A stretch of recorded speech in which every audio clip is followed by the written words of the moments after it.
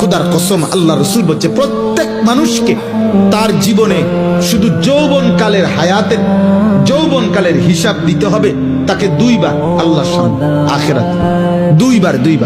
একবার আন উমরিহি ফিমা আফনাহু, একবার তার পুরো হায়াতের হিসাব দিতে হবে, তো পুরো হায়াতের মধ্যে যৌবন বলতে হবে।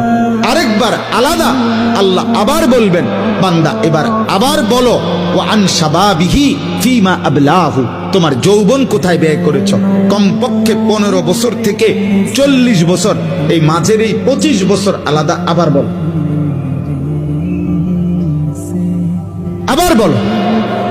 এই 25 বছরের রাত্র দিন সকাল দুপুর সুস্থতা আমি আল্লাহ যোগ্যতা দিছিলাম, সবল স্বাস্থ্য শরীর সুস্থতা সমস্ত অঙ্গের পূর্ণ ক্ষমতা আমি দিয়েছিলাম বান্দা, সেটা আমার পথে ব্যয় করেছো কতটুকু, শয়তানের পথে ব্যয় করেছো কতটুকু বলো। সেদিন বুঝবা আব্বা ফেরেশতার এক এক লাথি কি জিনিস, সেদিন বুঝবা। হাদিসের মধ্যে আছে তাফসিরে, ফেরেশতা জাহান্নামের মাঠ থেকে জাহান্নামীদেরকে নিবে হাঁটাইয়া না লাথি দিয়া দিয়া, একটা লাথি দিয়া দিয়া, ফেরেশতা লাথি দিয়া দিয়া নিবে। সেদিন বুঝবা। খুদার কসম, আল্লাহ রসুল বলছে